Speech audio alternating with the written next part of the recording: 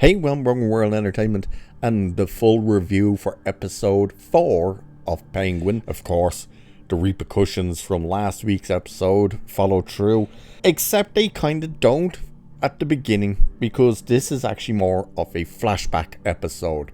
And in this episode, we learn all about Sofia. Basically, how she is, and why she was actually in Arkham and how that all came about, and it's incredibly interesting. This is another absolute banger of an episode. This show really is getting better and better. Very little Penguin actually in this one. He's mainly through the flashbacks at the beginning. He's in like the first 10 minutes of the episode, and then he's not there, and it's surprising that you don't actually miss him in this particular episode. And I think that's down to the character of Sofia, that she's interesting and stuff, but I also think it's the fact that it continued to move the story forward. It's not a flashback that absolutely stops everything outright. It actually has repercussions for what we get after what happened at the end of last episode. So the episode does start off with her point of view from the end of last week's, when we see Penguin leaving and she's passing out. She has a knock on the head and she's passing out, and she phones someone, and it turns out she's phoning the doctor, her therapist from the second episode, except we find out a bit about him as well. So once she passes out, we get flashbacks, and it's crazy because we meet her and she's actually sane. She's not a nutball. And this is the thing, even the Sofia we've met, who's on the brink of just absolutely losing it, you find out that's not actually who she is, or even who she was. And we find out how she gets to this point.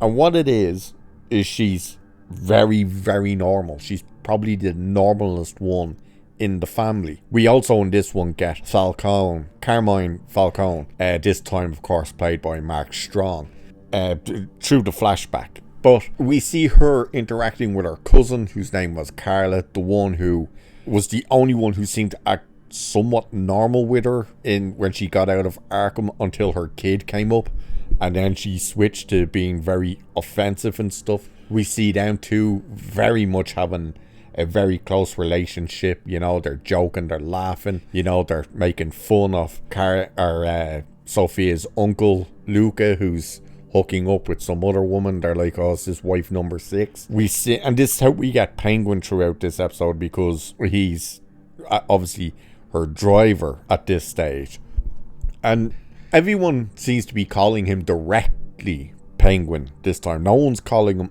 Oswald Cobblepot, basically. Well, he's not even Cobblepot, he's Oswald Cobb. But no one's calling him Oz except her. Everyone is calling him Penguin. So we see a bit more of her relationship with her brother and all this. But she's giving this speech at this charity event for depression towards women, because she was being told all of her life basically that her mother was depressed and she died and stuff. And then we find out that her mother hung herself. Or did she? Because the actual fact is, she didn't actually hang herself. But she starts to remember this. So you kind of get a bit of a flashback when she was really young and saw her mother hanging. But then when she comes and she has dinner with her father and her brother leaves. He's like, oh no, I gotta go. And he leaves. And Carmine is like, you know, how have things gone so wrong? Like, how is he so unreliable, but you're perfectly reliable? And he states right there and then that he wants to pass on all the family's business to her, and she's pumped about that. But she brings up her mother, and he's like, why would you bring that up now? And she's just like, you know, you told me she was depressed and she was sick for a long time, but I don't ever remember any of that. And he's like, you could see he was kind of going in a direction of, where's she going with this? So she changes the subject to his birthday. And then we see her in the car with her brother, and she bought her father a watch. And this is where you kind of get the relationship, what it was like with Sofia and Penguin, because she messes with the brother and he spills a bit of a drink on himself. And he's like, he goes, I'm sure Penguin will clean this up. And she's like, don't call him that. Until when she was leaving, I forgot to say that when she was leaving the event, this woman came up and started talking to her. whose name was Summer or something. I can't remember what her second name was. Summer was her first name. And she's kind of poking at her saying, hey, you know, there's 7 women or 6 women who have died. Or no, yes, 7 women who have died through suicide. And they're like, she's okay. And he goes, all at your father's clubs. And they're saying that she's kind of poking, saying, you know, in similar circumstances to your mother. And then she's like, who did you say you work for? And she gives her a card, and it turns out she's a reporter. And she's like, no, I don't speak with reporters. But she's starting to think and remember stuff. So she goes and actually meets with the reporter, who shows her photos. And she noticed something with the nails on the girls. So she kind of is suspecting, has her father something to do with these deaths? Now remember, that's what she was in prison for, was killing 7 women. So at her father's birthday party, Penguin comes in and says, your father wants to see you. This is the last time we see Penguin in this episode. He goes, your father wants to see you in his office. And she's like, what are you doing inside? He's like, yeah, your dad told me to get you. So she goes in and he brings up, what are you doing meeting a reporter? She's like, hang on, did Oz tell you that? And he's like, it doesn't matter who told me. What are you doing? We don't speak to these. And then he twists it on her and starts saying, you know, you're not well, you're sick. And I think you should leave and get some rest. And she's like, why are you doing this? And he's like, just, you know, go and get some rest. So she leaves the party, and while, oh no, sorry, this isn't the last time you see Penguin. This is he's driving her and he's trying to give her a bit of advice, and she tells him to shut up. Like, she doesn't want to hear from her driver. This is where she kind of turns a little on him, you know, when she was the only one defending him. And all of a sudden, cop cars pull up and he's like, what the fuck is this? And they come out and he's like, what's going on? And they're like, Sofia, get out of the car. And they start arresting her for the murders. And she's like, hey, you gotta get me out of this. And Oz is like, I'll do what I can. So she's having a meeting with her brother and her lawyer. And the lawyer's saying they want you to have a psych eval. And Sophia's like, okay, father's doing this to me, you know, he wants me out of the way. All of a sudden, yada yada yada. And she's like, fine, you know, all it is I sit down and just prove to them that I'm not insane, so that's no biggie, right? And the lawyer says, well, actually, they are gonna have you in remand for 6 months in Arkham. And she's like, wait, no, I can't do that. Like, no. So she ends up going to Arkham right away. We see the brutality of what starts with her, like the stripper, spray her with cold water, scrub her, you know, they even go to the gynecologist, and oh my. She's then brought in, she meets the doctors. There's 2 doctors, and one doctor, it happens to be the fella who we met in the second episode. That was her psychiatrist, which you're like, oh, okay.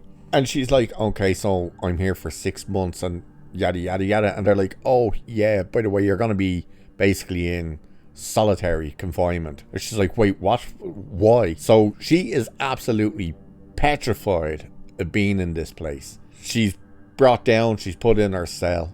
Immediately a rivet drops out, and we hear someone calling her from the next room. And it's a character we meet, a character from the comics, Magpie. She's in the cell next to her. Magpie is a nutball who is obsessed with shiny things and stuff. A little different than this episode. So she's brought out to her first meal, and all of them are chained. They've chained around the neck, chains down to their feet and their hands. So you have very minimal movement. She sits down, Magpie's there and goes, hey, sit here. Like, so she sits down, and one of these women she saw when she was being brought to her cell, who just looked nuts, comes out and spots Sofia, and Sofia goes, how come she's not chained? And no one's answering her, and this one immediately starts calling out to Sofia and telling her she murdered 7 women and all this. And this is where she got the nickname of the Hangman, because all 7 women were hung.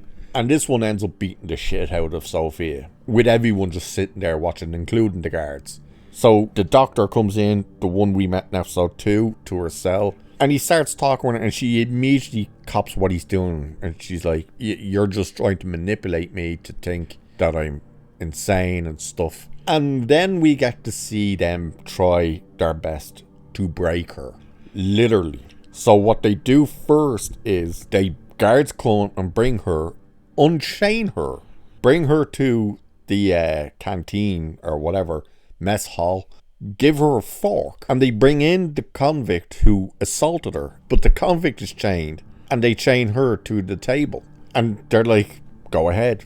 And as she's walking towards this nutball with the fork, ready to kind of strike, she sees the main doctor coming in, and she's like, you want me to hurt her, don't you? You know, so you could say I'm insane and that I hurt those other women. And this one kind of launches at her, she drops the fork and backs away. And this one almost starts crying and saying, you know, end it, please end it. And she picks up, like, the psycho picks up the fork and that screams at Sofia basically to end, and starts stabbing herself in the throat with the fork. And this is when things take a major dark turn for Sofia, because then they go out of their way to break her and make sure that she ends up becoming insane, because they start giving her electroshock therapy every single day when she's totally innocent. She never committed any of these murders. Her father just wants her out of the way and basically wants her to die in the prison. So she goes through all of this hell. She's getting electroshock therapy.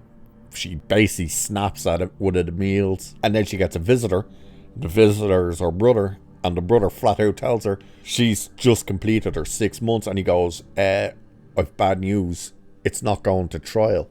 The head doctor in this place filled out a form confirming you're insane, sent it to the judge, and members of the family signed documents to confirm you're insane. So she just accepts it and basically breaks at that moment. And once she goes back into the mess hall, she attacks someone. I'm not going to spoil a lot of this. She attacks someone and they inject her with something. And we wake up back in the present. So we saw how she ended up being the way she is, and where she basically has no one but herself. And she wakes up and it was the doctor she found. And like she wakes up now, you know, after the last episode. And he's like, I'm glad you called. And she's like, he goes, you can clean yourself up and there's clothes that can fit you. And she says to him like, oh yeah, you know, every guy has lied about me and all the rest, including you. She goes, what must have been like for you to sit there and watch someone be broke and to watch them break? And he's kind of like, oh, I tried to protect you. And she goes, yeah, but you left. So he quit midway through her sentence. And she ended up, by the way, she was only meant to be there for 6 years. 6 months. And she ended up spending 10 years in Arkham. And her brother's the one who basically got her out. So she doesn't trust the doctor. And she says, yeah, tomorrow I'm going to start a new life. And she goes home. And it's great because you see a moment with all the family there, including her cousin and her kid and stuff. They're all there having a dinner. They're all laughing and shit. And as soon as she walks in, every single one of them goes quiet. And then she gives this big speech, and the episode ends in an insane way. There is a little more, but I won't spoil it. But it ends in an insane way and really does set up bigger problems for Penguin next week, because she was told by Maroney's wife that Penguin killed her brother. Now, he could obviously try and turn that around and say, you know, are you really going to believe them and whatnot? But we'll see. And the consequences of the end of this episode has big repercussions as well. So another absolutely banger of an episode. Definitely looking forward to the next episode. Can't believe we're now pretty much halfway through this season. But yeah, it just keeps getting better. So another great episode, another great performance, you know. And this is how you make who's meant to be a villain actually sympathetic, because we see how normal she was, how kind she was always smiling and laughing and just happy-go-lucky and stuff. And then to see them go out of their way to break her. Yeah, that's how you make a character that you probably shouldn't be rooting for, how you feel sympathy for that type of character. So kudos. So with that, I will leave it there for this one. Like, share, subscribe, all that good stuff. Cheers, and I'll catch you in the next one.